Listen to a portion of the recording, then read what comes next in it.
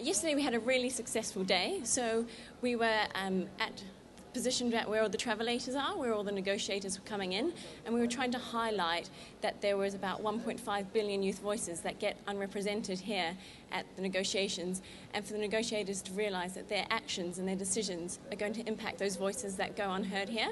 And we had a really successful day, actually. And as far as consciousness in New Zealand, among young people in New Zealand, I mean, obviously New Zealand, like every other country, is affected to some degree by climate change. Is that level of consciousness relatively high? Do you feel you have work to do? And what is it that got you involved in the issue? Well, we always have work to do, of course. It's interesting that you ask about young people, because I think young people generally have a very good degree of awareness, but there is always sort of large issues of apathy as well. So it's something to work through, and there are movements in New Zealand, youth movements, youth-led movements, which seek to address that. One particularly coming up very soon called Power Shift, which looks to bring about 1,000 young New Zealanders to the same place to campaign on climate change and learn more about it.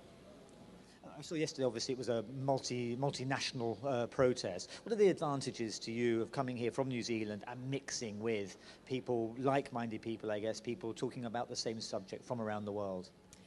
It's really beneficial to come here and learn from everybody and to share skills. And the action yesterday was not meant to be about New Zealand youth. It was to highlight global youth, and the partnerships that we set up through Connected Voices was about attending youth, partnering with unattending youth to create dialogues for them to bring their sentiments and their stories here to the talks, so we can have global youth voices. So not just one voice, but all the sentiments and the stories that are from around the world of what young people need for our future.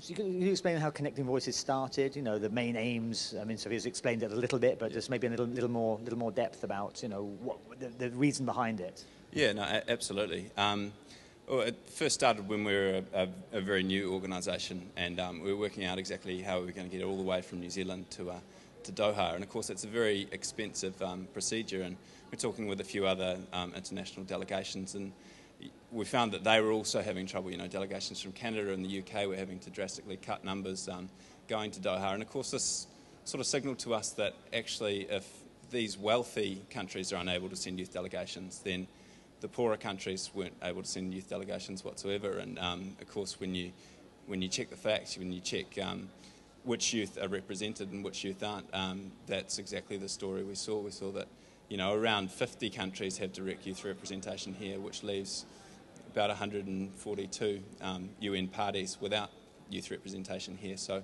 about 3 to 1 in terms of representation, which we thought was, pretty unacceptable, really. So Connected Voices is basically a project that seeks to redress that.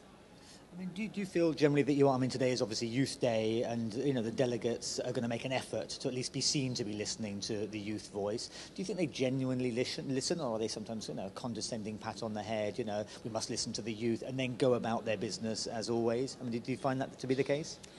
That's a really interesting question. And yesterday I felt like we had a lot of support from people. We had Nobel Peace Prize winners coming up and thanking us, and a lot of thumbs up from people who were passing, and even when we left in the corridors we were getting support from people. So I'm sure that there's a lot of intentionally good people who really enjoy what we're doing and support us, but there is also that other side that we definitely don't have our voices heard nearly enough.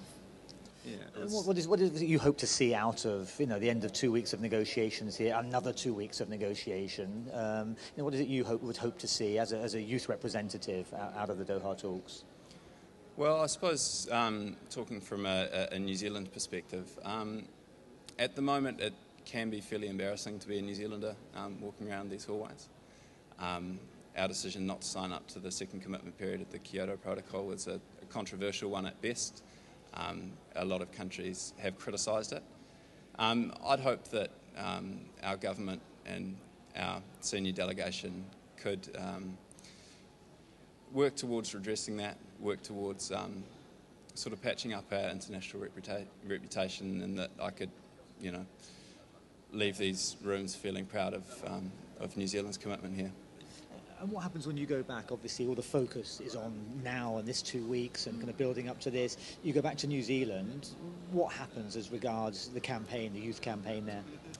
So specifically for Connected Voices, what we're hoping to do is get a steering group, which is actually an international body. So we don't think this should be led solely by New Zealanders, and we would love to have support, and we have a lot of support from youth in a global level to be able to make this a bigger project, to have more voices coming here representing those unheard youth, and hoping that this will get larger and larger, and from all the good support that we've had from media and negotiators and other youth and NGOs, we can see this being a really successful project that in coming years will have enable a much